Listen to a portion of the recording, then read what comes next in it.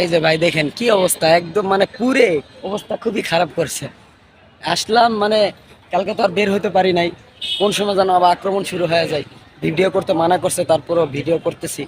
মানে কোন সময় যে আক্রমণ শুরু হয়ে গেছে। সবাই ভালো থাকবেন এবং সব শিক্ষার্থীদের শিক্ষার্থীর জন্য দোয়া করবেন। আল্লাহ তাআলা যেন তাদেরকে এই সফলতা অর্জন করতে পারে। সবাই ভালো থাকবেন, সুস্থ থাকবেন। আসসালামু আলাইকুম।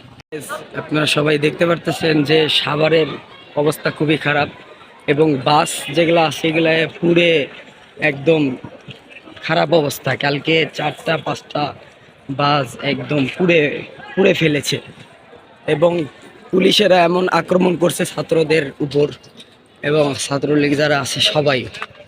খুবই ভয়াবহ অবস্থা। সব ট্রাক ট্রাক পুড়ছে এবং মানে সাভারের অবস্থা খুবই খারাপ।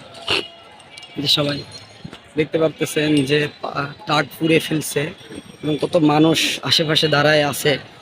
সবাই দেখতে পারতেছেন। হ্যাঁ, মানে খুবই খারাপ অবস্থা। দেখতে আসলাম, কালকে তো আর আসতে পারি নাই। পুলিশের যে গোলাগুলির অবস্থা একদম মানে খারাপ অবস্থা। সাভারের অবস্থা খুবই ভয়াবহ অবস্থা।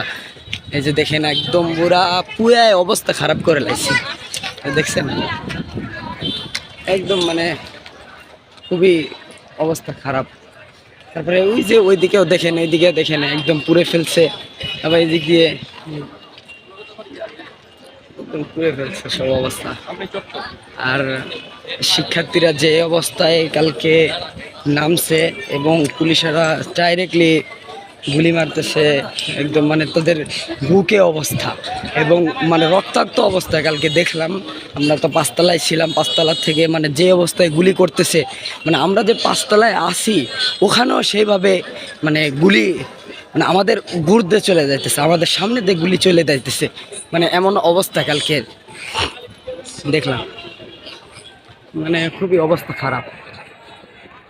আল্লাহ যেন এই জালেমদের হাত থেকে শিক্ষার্থীদের যেন রক্ষা করে এবং শিক্ষার্থীরা যেভাবে মাঠে নামছে আল্লাহ তাআলা তাদেরকে যেন সফলতা করতে পারে এই কামনা করি এবং দোয়া করি। আল্লাহ তাআলা যেন শিক্ষার্থীদের যেই প্রত্যাশাতে নামছে আল্লাহ তাআলা যেন এটা কবুল করে এবং যেই জালিমেরা তাদের উপর হত্যা করছে এবং গুলি করতেছে তাদেরকে যেন নির্বংশ করে দেয়, সেটাই দোয়া করি সব সময়। এই দেখেন কি অবস্থা, মানে বাস মাস জাহাজ সব পুড়িয়ে দিয়েছে। এই যে দেখেন কি অবস্থা। সাভারের অবস্থা কিন্তু এটা সাভার অন্ধ মার্কেট এবং সিটি সেন্টার হেমায়েতপুর।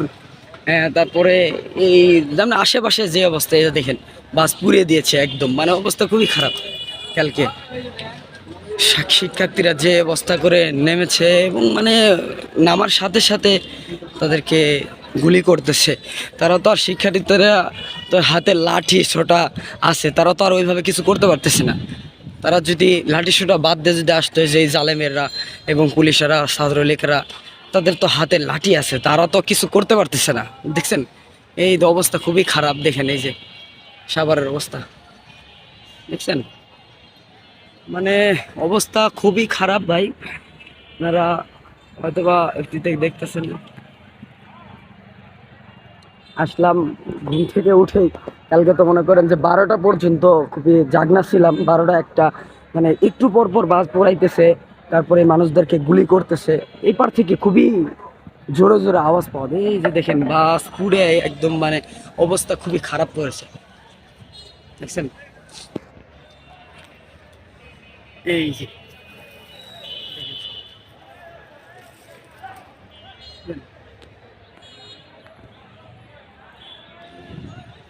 খুবই খারাপ অবস্থা।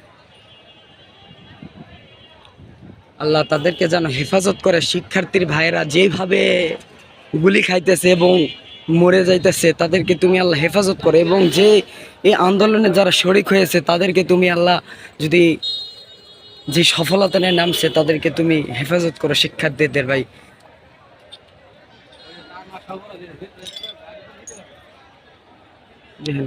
একদম মানে পুরে সার্কাস করে দিছে, পুরে পুরে অবস্থা কি অবস্থা করে দেখছেন।